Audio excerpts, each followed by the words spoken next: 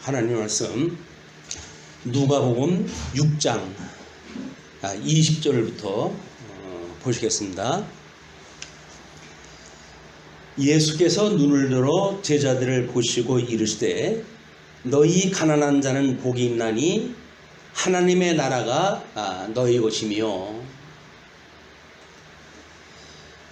지금 줄인 자는 복이 있나니 너희가 배부름을 얻을 것이며 지금 우는 자는 복이 있나니 너희가 웃을 것이며 인자로 말미암아 사람들이 너희를 미워하며 멀리하고 욕하고 너희 이름을 악하다 하여 버릴 때에는 너희에게 복이 있도다. 그날에 기뻐하고 뛰놀라 하늘에서 너희 상이 큼이라. 그들의 조상들이 선지자들에게 이와 같이 하였느니라. 그러나 화 있을진저 너희 부요한 자여 너희는 너희의 위로를 이미 받았도다. 화 있을진저 너희 지금 배부른 자여 너희는 주리로다. 화 있을진저 너희 지금 웃는 자여 너희가 애통하여 울리로다. 지금 우리가 살피는 내용은 이제 하나님 앞에 우리가 보통 마태복음을 공부할 적에는 산상수훈이라고 하는 내용으로 소개가 됐던 내용입니다. 산상수훈이 가장 오해가 되어지고 있는 것이 산상수훈의 내용이에요. 모든 성경학자들은 산상수훈에 대한 것을 이제 아주 도덕률, 가장 고상한 도덕이라고 생각이 들어서 그거를 마땅히 성도들이 그런 삶을 살아야 된다고 하는 것으로 이야기를 하고 있고, 마찬가지로 누가복음 6장 20절로부터 지금 그 26절까지 소개되어진 내용들도 대부분 팔복이라고 하는 작은 제목으로 소개가 되어져 있습니다. 자, 우리는 본질적으로 하나님께서 우리 조상 아담에게 주셨던 언약으로부터 이 문제를 풀어나가기 시작을 했어요. 그것이 우리 아담이 선과 악을 알게는 과일나무 열매를 따먹고 그래서 에덴 동산 내어 쫓길 때 그때 이미 생명과를 따먹지 못하게 하나님께서 이제 화영검으로 그룹으로 해가지고 에덴을 막아 놓으셨고 그때로부터 이미 생명과에 대한 금식이 우리한테 만들었다고 이렇게 이야기를 했습니다. 그래서 이야기를 풀어나가면서 우리 이제 5장 이제 끝에 부분으로부터 지금 5장 33절로 39절까지 금식에 대한 문제가 나왔는데 왜 느닷없이 금식 문제가 나왔느냐? 그 이야기가 지금 이 사건은 구약 성경에서 언약되어진 것을 실체적으로 예수님이 이루시는 사건에 대한 증거거든요. 그러니까 예수님이 지금 이루시는 사건의 내용은 에덴 동산에서 있었던 실체적인 사건으로부터 이 이야기를 풀어나가야 누가복음에서 이야기하고 있는 내용의 핵심을 우리가 파악하게 되어지는 거예요. 그렇지 않으면 부분을 읽고 부분에 대한 자기 생각을 이야기할 수밖에 없습니다. 근데 성경은 우리 구약 성경으로부터 신약 성경에 이르기까지 통전적으로 우리 이해를 해야 되기 때문에 통전적으로 이해를 하지 않으면 부분 논리에 빠지게 되어지고 부분 논리에 빠지게 되면 상황적으로 우리가 해석을 할 수밖에 없어요. 그래가지고 뭐 현 상태에다 그걸 대입을 시켜가지고 이야기를 한다든가 아니면 인간의 삶의 윤리 문제에다 적용을 시킨다든가 이런 오류가 있는 겁니다. 우리가 구약 성경은 오실 메시아에 대한 예표로서의 모형과 그림자라고 이야기를 했잖아요. 그러니까 우리는 실체적으로 오셨던 예수님은 구약 성경에서 어떻게 예표적으로 설명이 되어져 있는가 이걸 살펴보지 않으면 정말 구약 성경대로 오셨던 예수님을 우리가 만날 수가 없는 겁니다. 그 예수님을 우리가 이제 만난다라고 하는 그 이야기는 구약 성경에 언약되어진 대로 예수님이 성취되어지는 사건이 있었을 때 이분이야말로 참 메시아구나. 왜? 증거이 없는 것이 하나도 없으니까 다 구약의 언약대로 이루어졌던 증거이 있어지기 때문에 그렇습니다. 자, 그러면 지금 우리 이제 뭐 주보에도 성경적 십계명과 산상수훈을 크게 소개를 갖다 해드렸는데, 팔복이라고 하는 사건은 하나님이 아담을 부르셔가지고 최초 창조를 갖다 하시고는 그 아담에게 복을 주셨어요. 그리고 생육하고 번성하라, 땅에 충만하라, 그리고 땅을 정복하라, 그리고 다스리라 라고 하는 것을 복과 나라라고 하는 양대 언약으로 우리가 설명이 됐어요. 그 이야기는 뭡니까? 이미 복은 아담이 하나님께 주신 거예요. 이 아담을 창조하고는 그 아담에게 주신 복이에요. 그 주신 복인데, 아담이 에덴 동산에서 불순종으로 해가지고 그걸 상실했다는 거 아닙니까? 복을 상실했다는 거예요. 근데 복을 상실했다는 이야기는 뭡니까? 저주 아래 살고 있었다는 이야기죠. 그냥 구약성경의 그 율법을 그들에게 알려줬는데도 불구하고 그들은 그 율법을 지켜가지고 복을 회복하겠다고 생각을 하는데, 우리 십계명의 서문에서 이야기하듯이 십계명을 준 거는 너희들이 십계명을 지켜가지고 착한 백성이 되어라 라고 한 것이 주는 것이 아니라, 내가 열조에게 언약했던 그 언약을 이루시기 위해서 애굽에서 종노릇하던 너희들을 불러낸 여호와이다, 그걸 알게 하시기 위해서 십계명을 주셨다는 거거든요.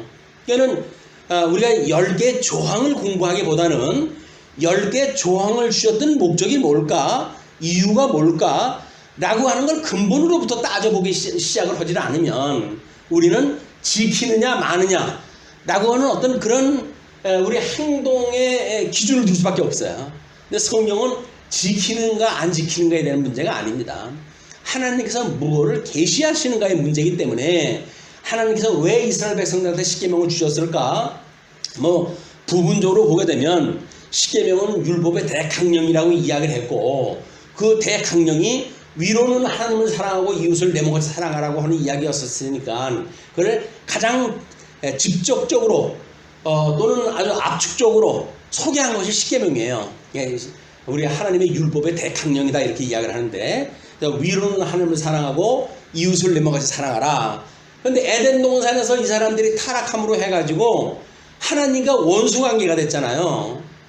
우리가 하나님을 경외해야 되는데 에덴 동산 내쫓겨가지고 저주 아래 있다가 보니까 하나님이 어떠한 분인지를 모르고 살아가게 되어진 거예요. 그걸 우리가 저주받은 세상이라고 이야기를 하는 겁니다. 복을 주시고 저주를 갖다 주시고 하니까는 복은 좋은 거 저주는 나쁜 거 이렇게 생각을 하는데, 그 차원이 이상의 문제예요. 지금 우리가 하나님 앞에 우리 조상 아담이, 인류의 조상 아담이 에덴 동산을 내쫓겼다라고 하는 그 사태가 이미 저주 아래 우리가 놓여져 있다는 거거든요. 그렇기 때문에 무슨 일을 갖다 해도 우리는 저주스러운 일밖에 할 수가 없는 인생들이에요. 근데 그들을 구원하시는 것이 우리 예수님의 와서 구원을 하시는 일이기 때문에, 예수님께서 하시는 말씀이 그 이야기예요. 내가 복 있는 자다, 그 이야기거든요. 너희 첫째 아담은 복을 갖다 잃어버렸지, 내가 그 복을 회복하러 왔던 복의 주인이야, 안식의 주인이야 라고 하는 걸 이야기를 하셨으니까, 여기서 지금 마태복음의 산상수훈이었던, 또는 누가복음에서 지금 이렇게 6장에서 소개되어지는 팔복에 대한 문제는 예수님의 스스로 복이 있으신 분이라고 하는 것을 증거하는 내용이란 말이에요. 그런 맥락에서 우리는 예수님이 발견되어져야 우리들이 이루는 걸로 해가지고 하나님 앞에 구원받는 것이 아니라 예수 그리스도께서 이루시는 그 은혜로 말미암아 우리가 구원을 받는다고 하는 이 복음을 만나게 되어지는 거란 말이에요. 근데 세상 어느 교회도 십계명을 가지고 우리 보고 지키라고 그러지, 그 십계명이 예수님에 대해서 대한 이야기라고 하는 걸 설명을 하지 않습니다. 이것이 안타까운 일이에요. 그래서 우리 지금 그 도표에 의할 것처럼 십계명은 대신계명과 대인계명으로 나누게 되어지는데, 대신계명이라고 하는 그 이야기는 우리 십계명 중에서 1계명, 2계명, 3계명이 삼위일체 하나님에 대한 이야기예요. 그리고 넷째 계명이 안식일에 대한 이야기거든요. 왜?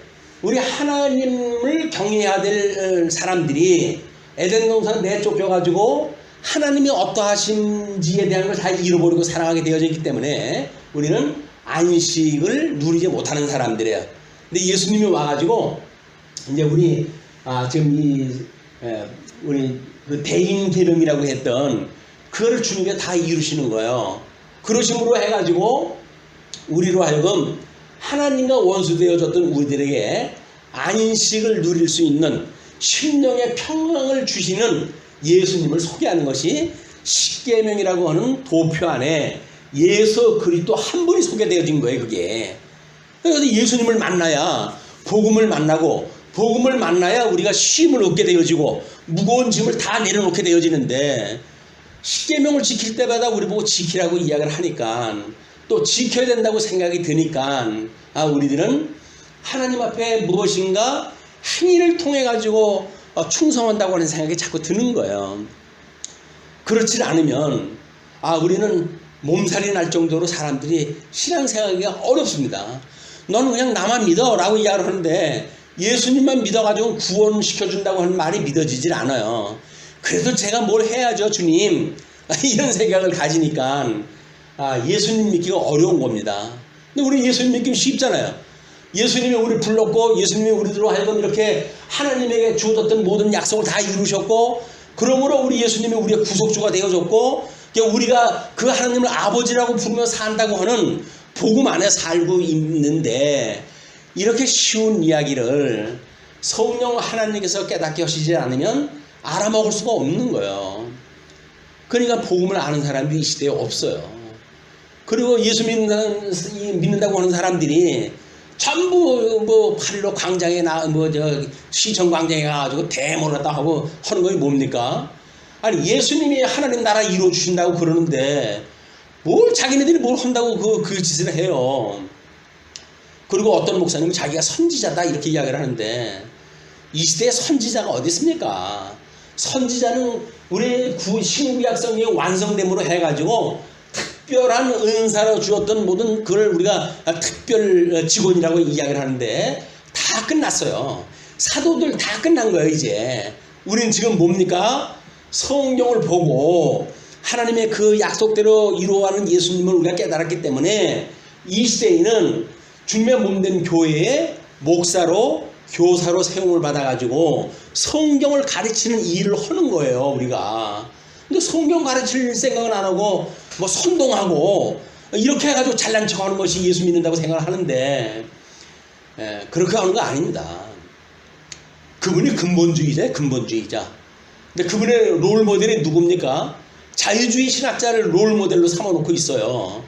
신학과 모든 행위가 뒤죽박죽 엉망진창이 되어진 거예요. 그렇게 혼돈한 가운데 예수님을 어떻게 바로 믿을 수가 있습니까? 그러니까 이렇게 교회가 세상 사람들의 손가락질을 당하고 있는 거예요. 이런 걸 우리가 부끄러운 줄 알아야 되는데 나도 갔어야 되는데 내가 못 갔어. 그래가지고 나는 게을러가지고 거기도 못 갔다고 하는 걸 가지고 또 가슴 엎으시는 분들이 있어요. 하나님의 나라는 하나님께서 이루어 가시는 일이지 우리가 해가는 일이 아닙니다. 그렇기 때문에 예수님께서 복 있는 자라고 하는 사실을 통해 가지고 이렇게 이야기를 하는 거예요. 지금 예수님께서 눈을 들어가지고 제자들을 보시고 제자들은 12명을 앞에 세웠다고 그랬어요. 그 12명의 제자는 누구라고 그랬어요? 구약성경에 야곱의 아들 이스라엘이라고 하는 12지파가 되어져서 이스라엘 백성들 약속했던 가나안 땅에 들어가게 되면 그들이 12지파를 이루고 하나님 나라를 이룰 백성들을 이야기한다고 그랬잖아요. 그러면 12지파라고 하는 그 이야기는 결국 뭐예요? 언약 백성이고 언약 자손이고 언약 자손이라고 하는 걸 우리는 어떻게 이해하고 있죠? 예수님이 언약 자손이란 말이에요. 구약 성경이 언약되어졌던 그 자손은 그래서 1000만이나 되는 그런 그 유대인들을 이야기할 때 언약 자손을 이야기할 때 단수를 쓴다는 이야기는 뭐예요? 무슨 얘기예요?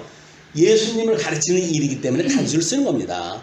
언약 자손 수많은 사람들이 있죠. 그건 예수님 한 분이에요. 그 예수님 한 분을 지금 예표적으로 역사적으로 보여주는 사건이기 때문에 우리는 이스라엘 백성들의 그렇게 생육하고 번성하는 모든 내용들을 보고 예수님이야말로 바로 언약 백성들을 이렇게 창대케 해가시고 하나님의 나라를 이루어 가시는 분이로구나. 이걸 깨달아야 복음을 깨닫는 일인데 교회에서 그걸 안 가르쳐 주니까 그냥 우리가 뭘 해야 된다고 생각이 드는 거예요. 그러나 자, 그 20절에 이야기하는 것처럼 그 제자들을 보시고 이르시되 너희는 가난한 자는 복이 있나니 하나님의 나라가 너희 것이며 이렇게 이야기를 해요. 그 얘기는 결국 뭐예요? 이 사람들은 예수님을 믿지 못하게 됐을 때, 예수님 안에 들어왔을 때 가난한 자로 여겨지는 사람들이에요. 왜? 예수님만이 지금 가난한 자로 이 땅에 오셨거든요. 머리 둘 곳이 없는 분이라고 이야기를 했잖아요. 예수님은. 그만큼 예수님은 가난한 모습으로 이 땅에 오셨어요. 하나님의 그 크나큰 영광을 버리시고 그 영광의 광채이신 예수님께서 비천한 사람의 모습을 입고 이 땅에 오셨다. 그분이 가난하신 분이거든요. 그 분을 믿는 너희들이 가난한 자고 그 분하고 한 몸이 되어졌을 때 예수님은 머리고 그에게 부름을 받은 사람들은 연합이 되어서 한 몸을 이루는 거 아닙니까? 그러니까 주님의 몸된 교회 성도가 됐을 때 우리는 예수님 안에 거하게 되어지는 거고 예수님 안에 거하게 되어진 백성들은 복이 있는 거예요. 복의 근원이신 예수님은 우리가 한 몸을 이루고 있으니까. 그래서 그들이 너희가 그 하나님 나라가 너희 것이다. 하나님 나라가 뭐예요? 그러니까 신약교회 오게 되면 주님의 몸된 교회예요. 교회를 통해 가지고 12사도를 통해 가지고 이제 내가 너희들에게 권능을 줄 테니까 너희들이 땅에서 매면 하늘에서도 매일 거고 땅에서 풀면 하늘에서 피일 것이야. 그냥 망골 다니면서 제자를 삼고 세례를 주고 너희 제자들을 삼아라. 예수님 그 약속한 대로 해가지고 그리고 사도행전에 가니까 이제 성령이 임하시게 되면 너희가 권능을 얻고 예루살렘과 온 유대와 사마리아와 땅까지 이르러 너희들이 증인이 될 것이야. 약속된 대로 지금 복음의 증거가 되어지고 그러므로 해가지고 지금 이 땅끝까지 이르러가고 복음이 증거된 역사가 우리들이 확인되어진 역사 아닙니까? 우리 하나님께서 예수님께서 부활 승천하시기 전에 약속했던 세 가지 약속, 그 약속이 지금 이루어지고 있고 그 이루어지는 걸 우리가 확인하고 있는 사람들이란 말이야. 그런 사람들이 지금 서신서를 우리가 공부를 했고 어떻게 이루어졌는지를 다시 거슬러가지고 복음서를 이야기를 하고 있으니까 예수님이 지금 무엇인가를 언약하고 계시는가 그 언약의 내용으로 이해를 갖다 해야 되는 거야.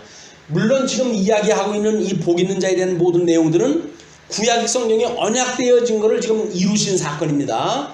그러나 이루신 사건으로 끝나면 안 돼요. 이거는 새 언약이 돼가지고 새 언약을 그대로 이제 성취를 해서 신약성경 우리 서신서에서 그들을 다 이루실 거거든요. 왜? 당신의 몸된 교회니까. 그걸 통해서 이루시는 걸 우리가 그래서 예수님을 그리스도로 믿으며 살아갈 수 있도록 섭리를 다 하고 계시다. 그런 그 이야기입니다.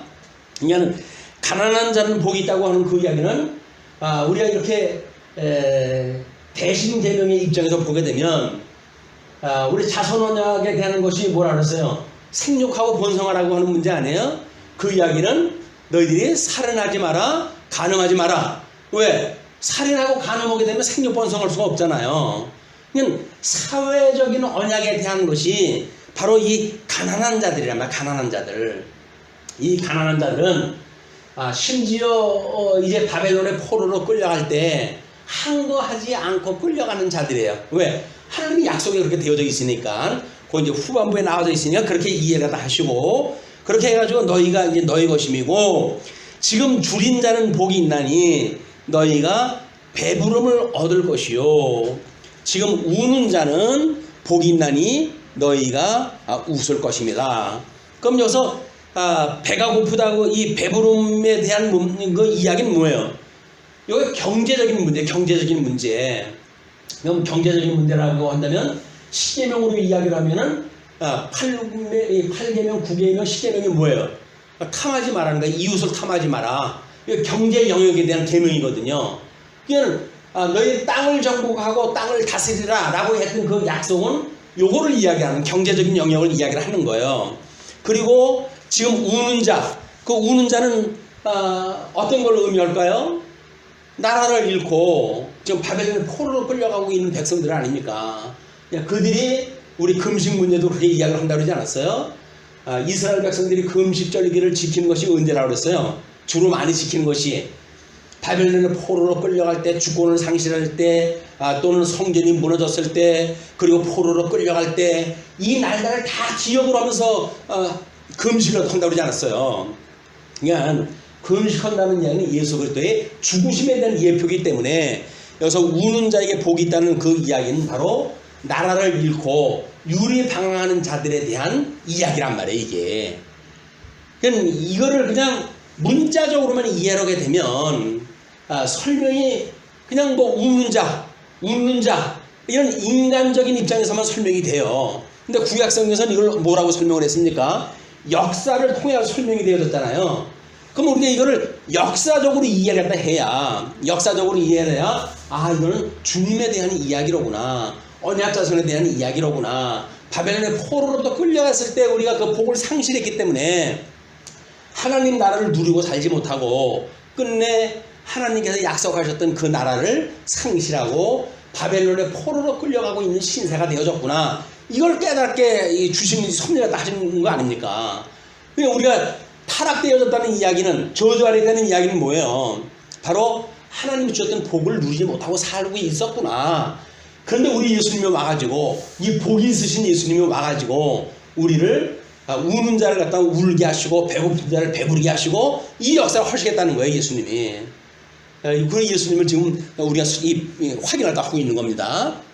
그렇기 때문에 22절에서 이야기하는 것처럼 인자로 말미암아 사람들이 너희를 미워하며 멀리하며 욕하고 너희 이름을 악하다 하여 버릴 때에는 너희에게 복이 있나니. 유대인들이 포로로 끌려갔을 때 그 다윗 자손이라고 하는, 아브라함의 자손이라고 하는 어떤 특별한 자기네들의 그런 그 민족적 자긍심을 가지고 있던 사람들 아닙니까? 그래서 심지어 이제 하나님께서는 약속하시기를 너희는 바벨론의 포로로 끌려가야 돼. 그리고 70년 만에 바사라고 하는 제국에 내가 고레스라고 하는 임금을 세워가지고 너희들 돌아오게 할 거야 라고 하는 것까지 다 언약을 하셨어요. 그 이야기는 뭐예요? 바벨론의 포로로 끌려가는 것뿐만 아니라 돌아올 것까지 다 약속이 되어져 있는데, 그 복음을 깨닫지 못하게 되면 바벨론의 포로로 끌려갈 때 민족적인 그런 뭐 의분을 가지고 뭐라고 그래요? 그 사람들이 애굽으로 내려가자 라고 해가지고 거짓 선지자들 일어나가지고 전부 애굽으로 가자는 거 아닙니까? 왜? 나라를 우리가 상실하고 살 수가 없다. 이 애굽하고 우리가 손을 잡고 우리를 공격하고 있는 북방의 이 바벨론 우리가 물리치자, 이렇게 생각을 했던 것이 그때 민족주의자들의 생각이에요. 성경은 어떤 특정한 민족주의를 이야기하는 게 아닙니다. 그 성경이 그렇게 안 하는데 현금 와가지고는 그거를 그대로 문자적으로 해석을 해가지고 뭐 선지자 연호하고 뭐 순교를 이야기를 하는데, 순교를 대놓고 그렇게 광고하고 순교하는 거 아니에요. 그냥 끌려가가지고 죽으면 쥐도 새도 모르게 그냥 죽는 거지. 뭐 이름을 내놓고 무슨 뭐 자기 영광 구할 일이 있습니까? 그렇게 해가지고 무슨 그게 순교입니까? 순교가. 그러니까 이게 교회를 갖다가 무너뜨리는 일이란 말이야. 그런 그 일들이. 목사는 성경을 가르쳐야 되는데 성경은 가르치지 않고 사람들에게 그런 선동이나 일삼고 이렇게 되어지니까 교회가 사람들한테 손가락질 당하고 있는 거예요. 전부 성경으로 돌아가야 됩니다. 종교 개혁자들이 이제 말씀으로 돌아가야 되고 성경의 권위를 인정해야 된다. 그 뭐 일부 그 권위 있는 사람들 안에 교황의 권위, 이걸 가지고 중세의 모든 그 서구 교회가 이제 굴복당하고 거기에 이끌림을 당하고 갔었는데, 종교 개혁자들이 아니라는 거예요. 어떤 개인한테 권위를 주면 안 된다는 거예요. 정아무개 목사한테 권위를 주면 안 돼요. 그 사람은 일개 목사예요. 그럼 목사면 목사 일을 갖다 해야지. 마치 뭐 자기가 선지자라는 둥 이렇게 해가지고 혀놓고는 그 이야기는 하나님의 이름을 망령되게 여기는 겁니다. 우리가 제대로 성경을 알아야 돼요. 성경을 알고 그래서 성경대로 하지 않으면 너는 거짓이야, 거짓 선지자야 라고 우리가 할 수가 있어야 되는데 그 이야기를 못하는 거야. 뭐 말 같지 않은 소리 딱 하는데도 그냥 아멘 아멘 하고 우리 따라가는 일은 한국 교회의 성도들의 비참한 상태입니다. 그게 그 사람들이, 세상 사람들이 웃잖아요. 그 사람들이 별명이 뭐 빤스 목사래나 뭐 그걸 대가지고 그런 이야기를 어떻게 합니까? 자기 성도를 가지고 천하보다도 귀한 성도를 뭐 자기 마음대로 주물럭거릴 수 있는 그런 것처럼 그렇게 하는 건 목사가 아니에요. 목사는 섬기는 자가 목사지 위에서 왕으로 사는 게 목사입니까? 예, 뭐 제가 열낼 일은 아닙니다만 이 성경을 보면 성경 보는 데마다 이게 아닌 거예요. 그렇게 하는 사람들이. 그렇게 너희들이 고난받았을 때 너희에 복이 있으니까 그날에 기뻐하고 뛰놀라. 하늘에서 너희 상이 큽니다. 하늘에서 크대요. 우리한테 고난받는 사람들한테. 그래서 그들의 조상들이 선지자들에게 이와 같이 하였느니라. 이게 우리 정 목사님이 인용을 했던 그 이야기예요. 모든 선지자들이 이렇게 해를 받다가 고난을 당했다는 이야기거든요. 자기도 고난을 받아가지고 순교하겠다는 이야기거든요. 성경을, 똑같은 성경을 보는데도 불구하고 어떻게 이렇게 성경을 180도 다르게 해석할 수가 있을까? 이게 하나님의 능력입니다. 망할 자와 흥할 자, 구원받을 자와 저주받을 자, 하나님이 다 정해놨기 때문에 하나님 말씀대로 이해하지 않으면 그건 믿지 않는 거예요. 성경에 계시되어진 하나님의 영광을 깨닫지 못하고 그냥 인간들의 말에 우리가 딸려가지고 갈 수밖에 없는 것이 종교행위입니다. 종교행위. 그래서 이렇게 조상들이 선지자들에게 이같이 했다. 그건 예수님이 지금 이제 돌아가신다는 이야기예요. 구약성경의 선지자들이 그렇게 순교를 갖다 했던 것처럼 나도 이제 순교를 당하는 거야. 그냥 내 안에서 너희들이 고난을 당한다고 한다면 너희들 나하고 같은 열매를 맺고 있는 거니까 너희들이 복이 있는지를 알아라, 그 이야기거든요. 예, 그러나 화 있을진저, 이제 화에 대한 이야기가 나와요. 복과 화를. 화 있을진저 너희 부유한 자여 너희는 너희의 위로를 이미 받았도다. 이 시대에 목사로 자처해가지고 대접받고 산다고 한다면 이미 그 영광으로 다 끝난 거예요. 하늘나라 가가지고 다시 복받을 생각할 필요가 없어요. 이 땅에서 그만큼 누리고 사는데 그보다 천국이 얼마나 더 좋은지 모르겠지만 언감생심 여기서도 그렇게 누리고 살고 천국도 누리고 살고 아니에요. 그렇게 될 수가 없습니다. 이 땅에서는 여기서 우리들이 고난을 받는 자, 이런 자들이 하나님 나라에서 우리가 복을 받고 살 수가 있기 때문에 화 있을진저 너희 지금 배부른 자여 너희는 주리로다. 하나님의 말씀이 없으니까 지금 주지고 사는 거예요. 하나님의 말씀이 없어서 복음을 누리지 못하는 거예요. 화 있을진저 너희 지금 웃는 자여 너희가 애통하며 울리로다. 뭐 자기 마음대로 뭐가 일이 되어지니까 얼마나 신나겠어요. 그냥 얼굴에 그냥 뭐 웃음이 떠나지는 않잖아요. 이 사람들이 다 내 말을 지지해 주는 사람들이야. 얼마나 신나겠습니까? 그러나 예수님은 너희들이 울 것이다, 애통하며 울 것이다, 이렇게 이야기를 합니다. 모든 사람이 너희를 칭찬하면 화가 있도다. 그들의 조상들이 거짓 선지자들에게 이와 같이 하였느니라. 예, 거짓 선지자들이라는 것이 이제 바벨론이 이 포로로 끌려가야 되는데 바벨론 포로가 아니라 우리 나라의 그런 우리가 어떤 나라인데 바벨론에 우리가 주권을 상실하고 끌려갈 수가 있겠느냐. 그래서 애굽을 지지하는 애굽파의 그런 사람들처럼 이제 망령된 일들을 하는 거지요. 자, 그러면서 이제 27절을 보시게 되면 27절로 36절 사랑에 대한 교훈이 나옵니다. 그러나 너희 듣는 자에게 내가 이르노니 너희 원수를 사랑하며 너희를 미워하는 자를 선대하며 너희를 저주하는 자를 위하여 촉복하며 너희를 모욕하는 자를 위하여 기도하라. 세상에 제일 어려운 일이 자기 미워하는 자를 위해서 기도하는 일입니다. 근데 예수님은 구약 성도들의 이야기 예를 갖다 드는 거예요. 그때 그 구약 성경을 제대로 이해했던 사람들, 예수님이 그 본을 보여줬고, 스데반 집사 같은 경우 돌로 맞아 죽으면서 뭐라고 기도합니까? 하나님, 저들을 용서해 주세요. 저들이 몰라서 그렇습니다. 그냥 몰라서 그래요.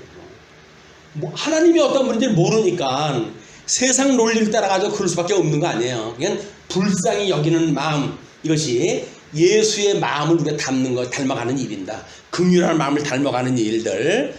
그렇기 때문에 원수를 사랑하고 너를 미워하는 자를 선대하래요. 미워하는 자를 우리가 좋게 대접을 하라는 거예요. 왜냐하면 너희를 저주하는 자를 위하여 축복하고 너희를 모욕하는 자를 위하여 기도하라. 이것이 예수님을 바로 믿는 신앙생활이에요. 우리 요한계시록 공부하면서 뭐라 그랬어요? 그 짐승 권세와 음료 권세, 그것이 이제 우리를 핍박하는 그 일곱 교회, 그때 당시에 일곱 교회를 핍박하고 있었던 대적의 무리들인데, 주님께서 그들한테 내가 너희들 다 원수 갚을 거야. 그냥 너희들은 그냥 그들을 위해서 기도해, 축복해. 그러면 내가 그들 머리에 숯불을 피울 거야. 그러니까 우리 보고 손에 피 묻히지 말라는 거예요. 왜? 내가 내 원수니까 내가 다 갚을게. 너희들은 그냥 좋게, 좋은 생활, 사랑하면서만 살아가. 너무 이것이 귀한 이야기 아닙니까?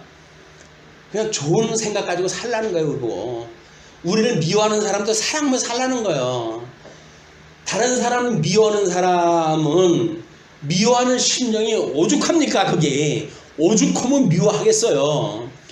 그러니까 그는 우리가 100가지 조건을 다 채워준다고 한들 그 사람이 삐뚤어진 마음을 갖다 우리가 고쳐줄 수가 없어요.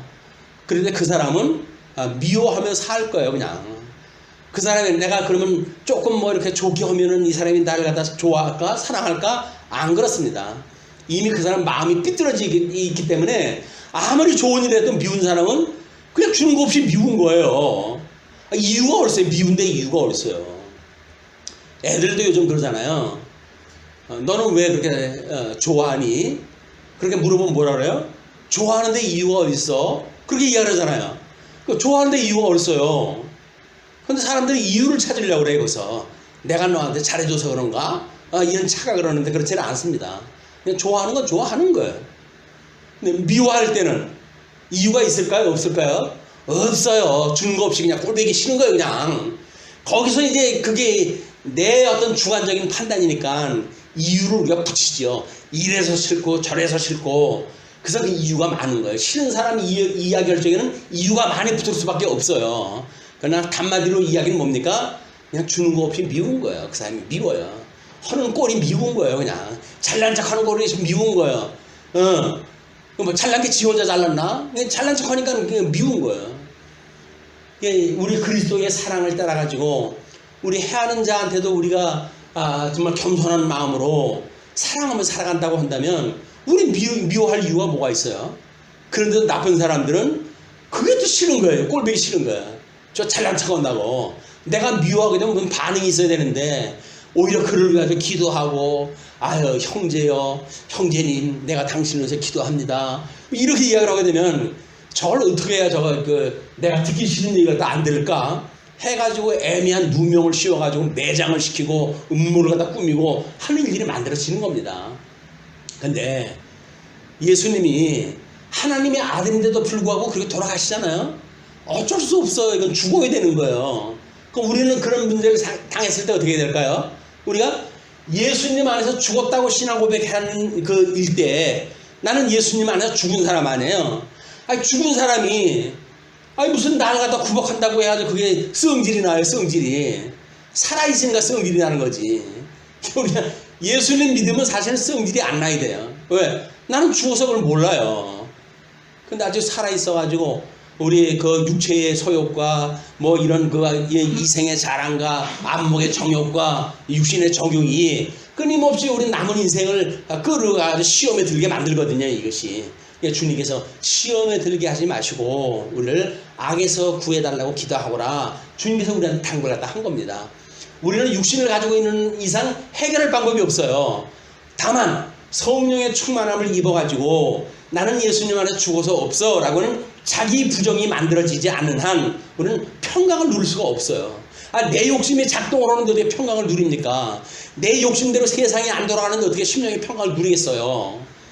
내 욕심대로 돌아가지 않는다 할지라도 하나님의 뜻대로 돌아간다고 생각이 드니까 우리는 하나님의 뜻으로 받아들여가지고 우리는 심령의 평강을 누리는 거거든요. 그것이 예수님께 주시는 안식의 문제입니다. 그래서 그렇게 모욕하는 자를 위해서 기도해라. 심지어 너의 입뺨을 치는 자에게 젖뺨도 돌려대며 내 겉옷을 빼앗는 자에게 속옷도 거절하지 말라. 사실 이스라엘 백성들을 바벨론에 끌어갈 때 뭐 왕의 눈을 뽑아가지고 포로로 끌어가지를 않나. 줄줄이 굴비 엮듯이 엮어가지고 끌고 가지 않았습니까? 근데도 불구하고 그들을 위해 가지고 기도하는 그렇게 하다 다니엘 같은 사람은 픽업이 돼가지고 중요한 그 요직을 맡잖아요. 그뿐만이 아닙니다. 우리 돌아올 때 이제 보게 되면 우리의 그 뭐 느헤미야, 에스라 같은 선지자들도 얼마나 그 존경을 받으면서 그 지도자 역할을 하는지 몰라요. 그럼 지도자 역할을 하는데 그 사람들이 그 나라가 잘 되기 위해서 하나님 앞에 기도했겠지. 우리나라 망하게 했으니까 이 나라 망하게 해주시라고 기도를 갖다 했겠어요? 그러지 않은 거예요. 그냥 심지어 포로로 끌려갔을 때 그때 당시에 이 바벨론 제국 아래 있었던 선지자들도 그 나라를 위해서 기도를 갖다 했다. 그걸 안 했던 대표적인 그 선지자가 누구예요? 요나지. 에?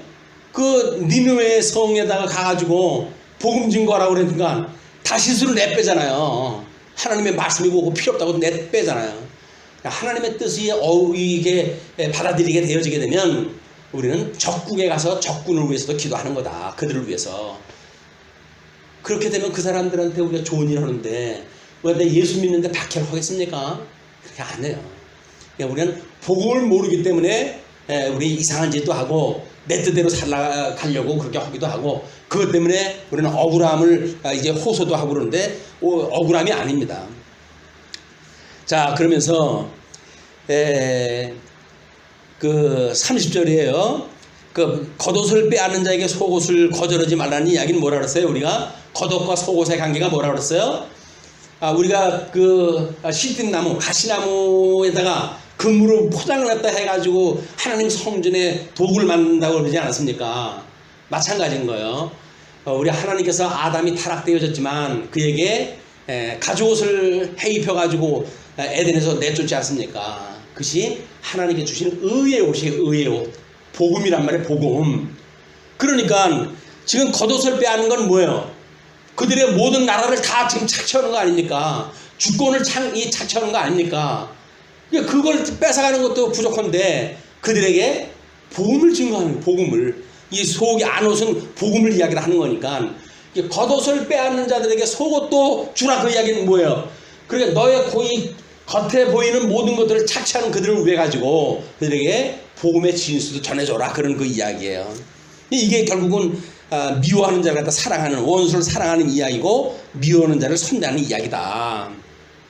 그리고 내게 구하는 자에게 주며 내게 구하는 자에게 주며 구하게 되면 뭐 없어가지고 못 줄 것이 있겠습니까? 많은 사람들은 없어서 못 준다고 이야기를 하죠. 그러나 구하는 자에게 주며 내 것을 가져가는 자에게 다시 달라 하지 말라. 이 자기 옷을 가져가는 사람은 누구예요? 흰샘 사람이 뺏어갈 수가 있죠. 그러면 이스라엘 백성들이 보게 되면 바벨론 세력들이 전부 뭐 보하고 뭐고 다 가져갔잖아요. 달라고 그러지 말라는 거예요. 왜? 하나님과 때가 돼가지고 다 잘 보관하고 있는 거니까 성전을 지을 때가 되면 다 그 왕들 마음을 감동을 시키셔가지고 야 여기 있었던 성전 재물 다 가져가서 성전 회복해 이렇게 시키실 거거든요. 그걸 만약에 그 나라를 잃은 백성들한테 나눠주게 되면 어떻게 돼요? 다 뺏기고 다 써버리고 말겠죠. 그러나 하나님께서 적군 보화장초에다가 그 창고에다가 잘 보관하다 하게 하시는 거예요. 거기 보관을 하고 있는 거예요. 그러니까 다시 달라고 하지 마라. 남에게 대접을 받고자 하는 대로 너희도 남을 대접하라. 자기 이웃을 사랑하는 그 대강령을 설교할 때 뭐라 그러죠? 위로는 하나님을 사랑하고 그다음에 내 이웃을 내 몸같이 사랑하래. 내 몸같이. 내 몸같이 사랑하라는 이야기는 뭐예요? 대접을 받고자 하는 대로 너희도 남을 대접하는 것. 그것이 내 몸같이 사랑하는 거예요. 내가 나를 사랑하지 않는데 어떻게 다른 사람을 사랑할 수가 있겠어요? 나를 사랑한다고 했을 때 비로소 우리는 내가 원하는 게 뭔지를 알고 이렇게 하는 게 사랑이로구나 라고는 자기 위로가 가능했을 때 다른 사람도 위로가 가능한 거니까. 자, 그런 뒤에 30 이제 그 2절 너희가 만일 너희를 사랑하는 자만을 사랑하면 칭찬받을 일이 무엇이냐? 죄인들도 사랑하는 자는 사랑하느니라. 이게 이제 우리 타락되어져 있는 인간들, 이제 겉옷만 입고 사는 사람들, 이런 사람들은 자기를 좋아하면 자기도 좋아할 수가 있죠. 자기를 미워하면 미워하게 되어지는 거예요. 세상 사람들은 다 그런데 너희들은 그러지 말라는 거예요. 왜? 너희가 만일 선대하는 자만을 선대하게 되면, 그지? 칭찬받을 것이 무엇이냐? 죄인들도 이렇게 한다. 예수님 믿지 않는 사람은 다 그러고 산다는 거예요. 그러니까 너희가 받기를 바라고 사람들에게 구워주면 칭찬받을 것이 무엇이냐? 요거로 대표적으로 나타나는 현상이 뭐예요? 우리가 내가 어떻게 했는데, 우리는 뭐 가끔가다 이제 교회에 뭐 좀 이렇게 봉사하는 사람들이 시험을 들을 때 하는 평가하는 이야기들, 내가 어떻게 했는데 나를 무시해? 사람이 자기가 그 복음으로 해가지고 뭐 이렇게 친절을 저게 잘 대해주는데 어느 날 그 사람이 자기한테 삐졌어요 라고 했을 때 보통 나타나는 반응이 뭐예요? 내가 어떻게 했는데 지가 그럴 수가 있어, 이렇게 이야기를 하거든요.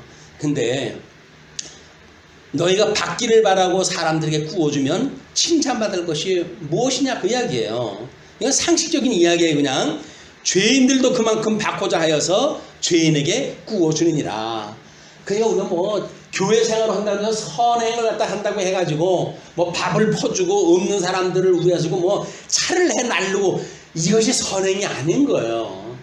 선행이라고 하는 그 이야기는 예수님을 전하는 것만큼, 이 생명 되시는 복음을 전하는 것만큼 선한 일이 어디 있습니까? 무엇이 하나님의 일입니까? 라고 물어보잖아요. 그러겠을 때 주님께서 뭐라 그럽니까? 내가 보낸 자 예수를 믿는 것이 하나님의 일을 하는 거야.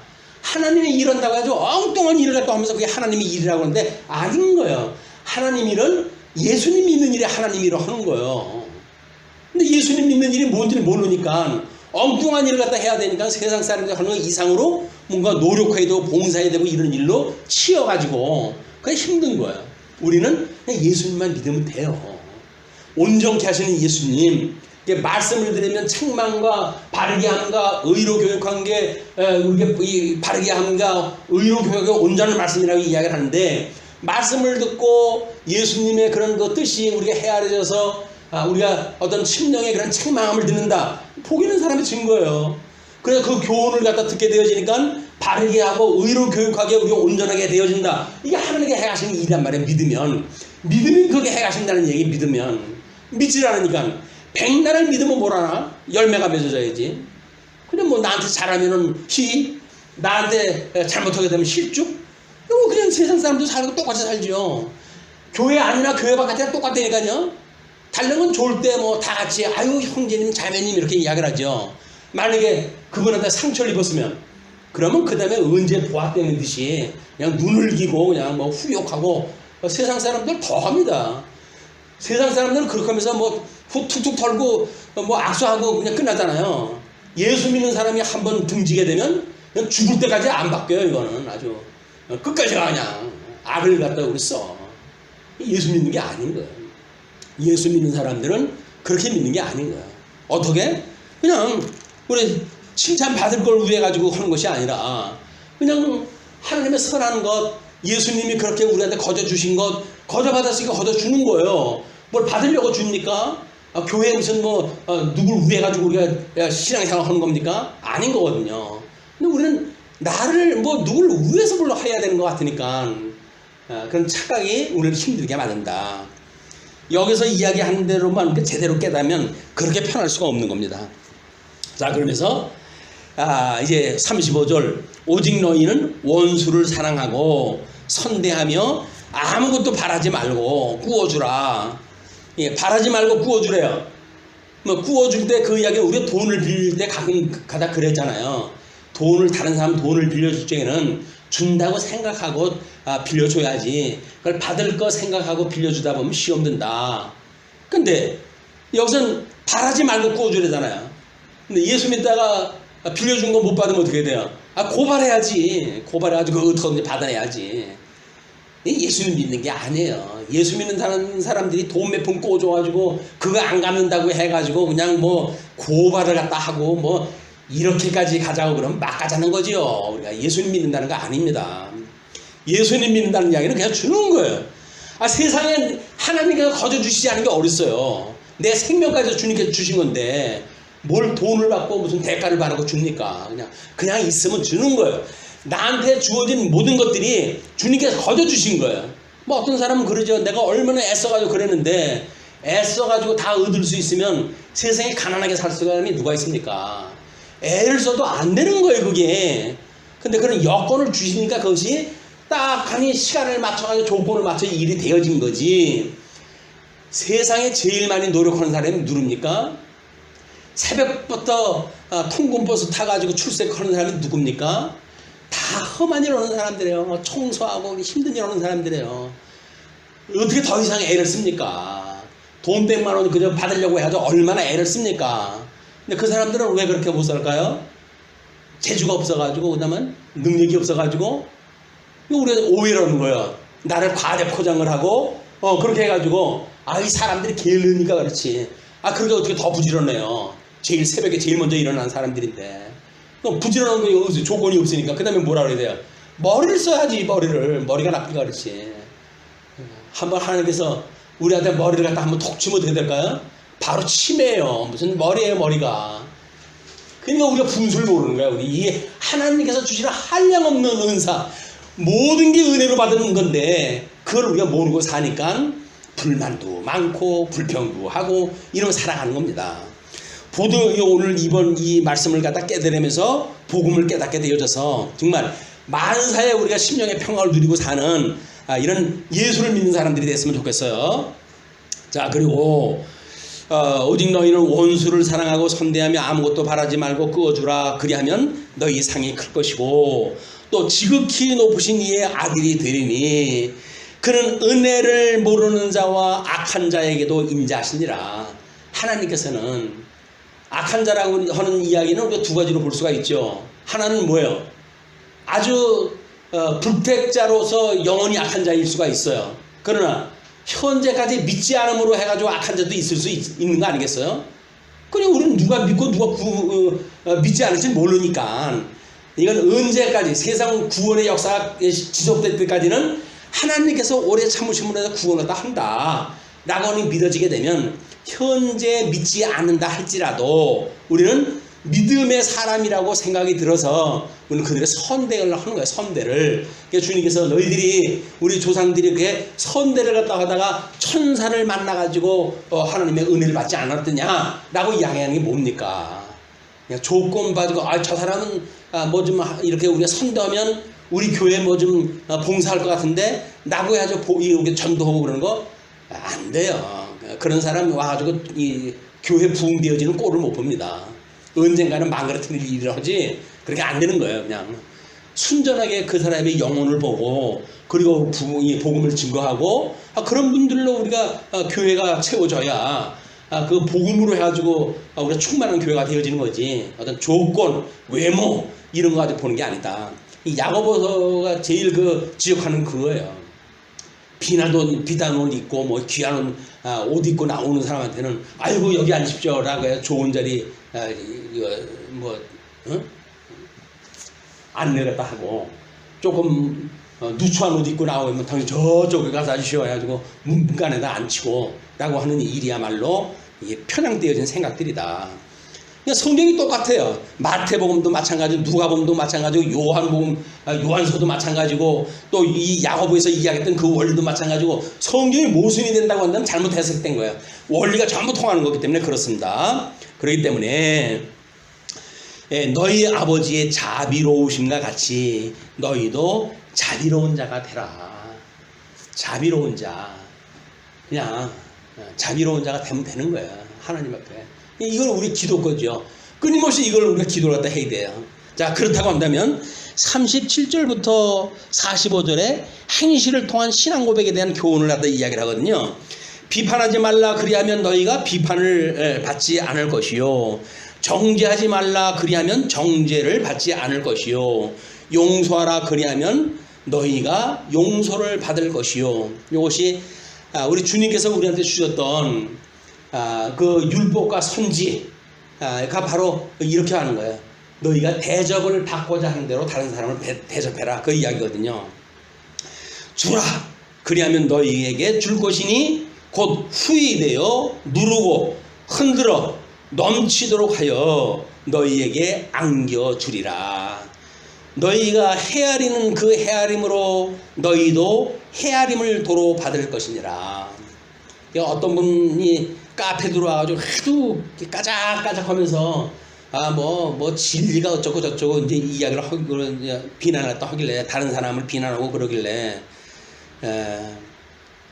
성도님이 헤아리는 걸로 해야지 헤아림을 그대로 받습니다. 비판할 일이 만사가 아닙니다. 그냥 능사가 아니니까. 그냥 그분이 그렇게 그런 생각을 가지고 있구나, 그래 이해를 해야지. 그걸 관리자가 왜 관리 안 했느냐고 해가지고 저를 공격하고 하는 일은 이것이 온당치 않은 일입니다 라고 이야기했더니 나갔어요. 근데 그냥 헤아림을 그대로 헤아림을 받는 거예요. 중대로 우리가 그대로 받는다고 생각을 다 하십시오. 그러면 우리가 얼마나 그것이 귀한 일이겠어요. 거저주는 걸로 해서 거저받을 수 있는 그 은혜가 우리한테 주어진다고 한다면, 뭐 있는 거 가지고 재석이 때문에 선별적으로 해가지고 내가 예쁜 사람, 이 사람은 줘야지, 저 사람 미워서 안 줄 거야 라고 이야기를 하게 되면 죽어도 망하는 거예요. 죽어도 망하는 거야. 여기서는 헤아림으로 그대로 헤아림을 받는다. 우리가 좀 예수님의 심정이 되어져서 이렇게 용서를 받고 용서를 할 수 있는 자비로운 심령이 되어지는 것, 이것이 중요한 일이다. 그것이 예수님을 믿는다는 증거예요. 그러니까 주기도에서 주님께서 뭐라고 그래요? 우리가 우리에게 죄 지은 자를 용서하여 준 것 같이 우리 죄를 용서해 주세요. 언제 예수님께서 우리들한테 구원의 복음을 이야기를 하시면서 조건적인 복음을 갖다 이야기한 적이 어디가 있어요? 우리가 원수를, 죄를 용서해 준 것처럼 우리를 용서해 달라고 이렇게 기도를 하라고 그러잖아요. 그 이야기는 뭐예요? 뭐가 좀 먼저 선행이 되어야 된다는 거예요. 우리가 우리에게 죄 진 자를 용서한 것이 선행이 되어져야 그 다음에 우리 죄를 용서해 주십시오 라고는 기도가 가능하다는 이야기 아닙니까? 그럼 어떻게 해요? 조건에 의해서 우리 주님께서 우리 용서해 주시는 겁니까? 그게 아니잖아요. 예수님이 우리 죽었던 우리를 살리셔서 구원을 하셨잖아요. 그래서 이제 나는 예수님 안에서 죽었고 예수님과 더불어 살아서 이제는 내가 사는 것이 아니요 내 안에 주님께서 사시는 겁니다 라고는 신앙 고백을 해가지고 예수님을 믿기 시작을 했으니까, 그래 신앙 고백하는 사람들이, 우리들이 그 신앙 고백에 나는 이미 죽었다고 하는 신앙 고백은 뭐예요? 우리가 우리에게 죄진 자, 그런 사람들에게 이러고 저러고 시비 걸 일이 없잖아요.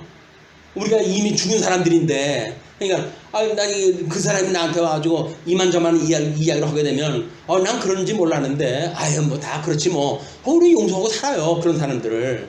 예수 믿는 사람들의 품성이란 말이에요.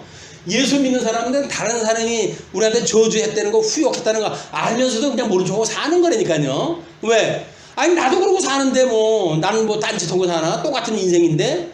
그럼에도 불구하고 주님께서 우리를 용서해 주셨기 때문에 우리는 다른 사람을 용서하고 산다.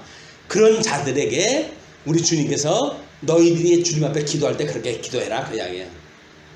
우리가 우리에게 죄진 자를 사해 준 것처럼 우리 죄를 사하시고 우리의 죄를 용서해 주세요. 우리가 사한 것처럼 우리 죄를 용서해 주세요 라고 하는 기도가 가능하단 말이에요. 그런 신앙 고백적인 열매가 없으면, 신앙 고백적으로 예수를 믿는 믿음이 없으면 그 뒤에 기도는 하나 많아요. 다른 사람을 미워하면서 뭐 자기 죄를 용서해 달라고 하는 게 기도가 됩니까? 안 되지. 자, 그래서 너희가 이제 그렇게 했을 때 용서하라 그리하면 너희가 용서를 받을 것이요 주라 그리하면 너에게 줄 것이요 곧 후이되어 누르고 흔들어 넘치도록 하여 너에게 안겨주리라. 너희가 헤아림으로 그 헤아림으로 너희도 헤아림을 도로 받을 것이니라. 자, 39절부터 이야기가 이렇게 진행이 됩니다. 또 비유로 말씀하시되 맹인이 맹어를 인도할 수 있느냐? 둘이 다 구덩이에 빠지지 아니하겠느냐? 그러니까 맹인이 인도할 수가 없잖아요. 근데 사실은 그때 율법주의자들을, 유대인들한테 복음을 전가해야 한다고 했던 사내들이라고 하는 최고의 그런 의결 기구가 있다고 그랬잖아요. 거기에 있는 자들이 전부 장인이고 봉사들인 거예요. 그냥 이 자들은 이 이스라엘 백성들을 인도할 수가 없어요. 그럼에도 불구하고 자기네들이 하나님의 말씀을 맡은 자로 이야기를 하니까 맹인이 맹인을 인도할 수 없는데, 그렇게 만약에 한다면 둘이 다 구렁텅이에 빠지지 않겠느냐 그 이야기예요. 현재 한국교회 모습이 그렇습니다. 성경을 통해서 성경을 가르쳐주고 성경에 계시되어져 있는 예수 그리스도를 소개하고 그러므로 해서 복음을 깨닫게 되어지고 이렇게 돼야 되는데 성경에 계시되어진 예수님은 소개하지 않냐고 그 예수님이 말씀하셨던 복음은 증거하지 않냐고 율법의 이야기하고 뭐 세상에 이상한 그 정치 이야기를 다 하고 이렇게 하는 것은 복음을 증거하는 일이 아니란 말이에요. 맹인이 맹인을 인도하는 거예요. 그러니까 전부 코로나 그 오염이 돼가지고 난리가 나고 그러는 거 아닙니까? 뭐 자기가 무슨 의학자입니까? 근데 이 바깥에서는 회집을 했다 해도 거기에 걸린 사례가 없다는 거예요. 알량한 데이터를 가지고 전문가들의 데이터를 갖다 우습게 여기는 일은 다른 사람을 욕보이는 일입니다.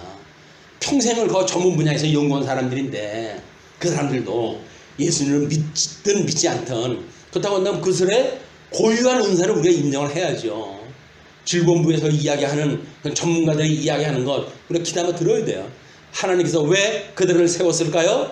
믿는 사람들 평안한 가운데 인도하시기 위해서 우리한테 세운 자들인데 그들을 위해서 기도해야지 말 안 듣고 하는 것이 잘난 것처럼 이야기하고 마치 무슨 교회를 핍박한다고 하는 그런 피해자 코스프레를 갖다 하는 이야기는 복음을 모르기 때문에 하는 일이다. 복음을 진짜 깨달은다고 한다면 그 사람들을 위해서 축복을 갖다 해야 돼요. 우리를 위해서 이러는 사람들인데 우리는 그들을 위해서 축복하고 기도해야 된다. 제자가 그 선생보다 높지 못하나 무릇 온전하게 된 자는 그 선생과 같으리라. 왜? 우리 그 머리가 되신 예수님이 그의 주님의 몸된 교회를 어떻게 하시니까? 온전케 하시니까 말씀으로 온전케 하실 거예요. 그래서 머리와 그 몸이 일체가 되어지듯이 우리가 온전하게 되어지니까 선생과 같이 되어진다는 거예요. 그러니까 지금은 아직 안 되지만 성령이 오셔가지고 우리들의 이런 완성이 되어질 때 마지막 심판 때까지가 가게 되면 이것이 이제 완성이 되어지는 상태입니다. 어찌하여 형제의 눈 속에 있는 티는 보고 내 눈 속에 있는 들보는 깨닫지 못하느냐. 티라는 건 뭘까요? 그냥 뭐 이렇게 윤리적인 흠결일 거예요. 그런 걸 보면서 본질적인 걸 모르는 사람들이 있단 말이에요. 그 뭐 교회에서 처음에는 뭐 윤리 문제 가지고 재판을 걸겠다고 하는 사람들이 있어요. 그런데 교회가 제일 큰 죄가 뭡니까? 교회 허무는 일이에요. 교회 허무는 일. 그런 일에 대해서는 양심의 가책도 안 느껴. 상대방이 뭐 돈 빌려먹고 안 준다. 그거는 정죄 갖다 해가지고 어떻게든지 우리가 그 재판을 갖다 건대는 또 이렇게 이야기를 하는데 그거는 본질을 모르기 때문에 그러는 거예요. 본질을 모르기 때문에. 너는 내 눈 속에 있는 들보는 보지 못하면서 어찌하여 형제에게 말하기를 형제여 나로 내 눈 속에 있는 티를 빼게 하라 할 수 있느냐. 외식하는 자여 먼저 내 눈 속에서 들보를 빼라. 그 후에야 내가 밝히 보고 형제의 눈 속에 있는 티를 빼리라.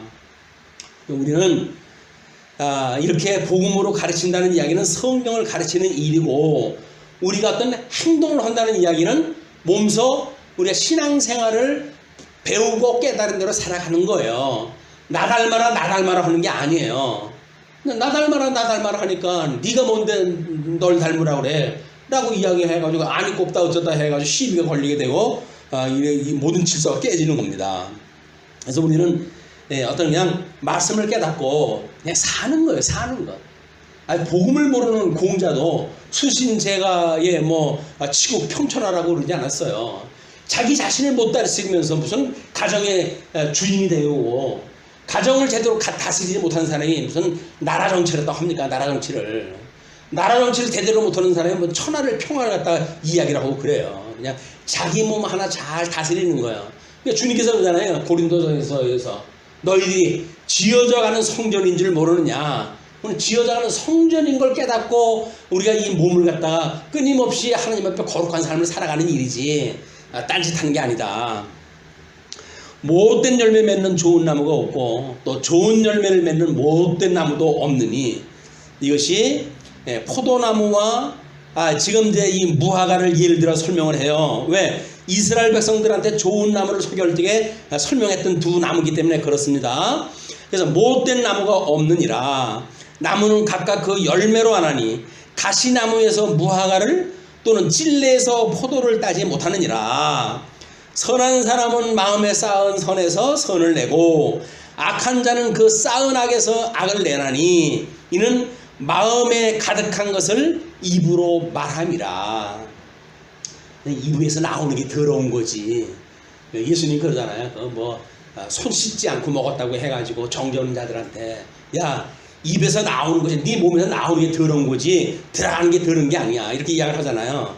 우리가 이런 마음에 쌓은 선에서 선을 낸다고 하는 주님의 약속의 말씀이 믿어져서 그냥 다른 사람 외모 보고 이러고저러고 하지 말고 그냥 난 예수 믿으니까 그냥 좋은 면만 보면 돼요. 좋은 면만. 그리고 할 수 있으면 그를 위해서 기도하고 그걸 칭찬하고 이런 그 일들이 성도들이 선을 쌓는 일이다. 자, 끝으로 우리 46절부터 49절입니다. 반석위에 지은 자 집에 대한 교훈인데 너희는 나를 불러 주여 주여 하면서도 어찌하여 내게 말하는 것을 행하지 아니하느냐. 내게 나와 내 말을 듣고 행하는 자마다 누구와 같은 것을 너희에게 보이리라. 집을 짓되 깊이 파고 주추를 반석 위에 놓은 사람과 같으니 큰 물이 나서 탕류가 그 집에 부딪히되 잘 지었기 때문에 능히 요동하지 못하게 되었거니와 듣고 행하지 아니하는 자는 주추 없이 흙 위에 집 지은 사람과 같으니 탕류가 부딪힘에 집이 곧 무너져 파괴됨이 심하니라 하시니라. 자, 집 짓는 얘기 나왔죠. 자, 이것이 조금 확장으로 하면 뭐예요? 바벨론에서 포로로 끌려갔을 때 이스라엘 나라를 온전히 세우시는 그 역사의 이야기란 말이에요. 이건 개인적으로 해가지고 지어져가는 성전에 대한 이야기고, 조금 더 바깥으로 가면 우리가 섬기는 주님의 우리 가정에 대한 이야기고, 좀 더 확장을 하면 주님의 몸된 교회의 이야기고, 이것이 하나의 원리로 잘 작동이 되어지는 거다. 그러니까 우리가 수신을 갖다 해가는 일이 얼마나 중요한지, 정결한 몸을 꾸려가는 일, 주님이 거룩하라고 하셨으니까 거룩하게 되어지는 것이 우리 본질인지를 알고 끊임없이 그쪽 방향을 보고 주님 앞에 기도하고 살아가는 일이 마땅히 우리들이 할 일이다.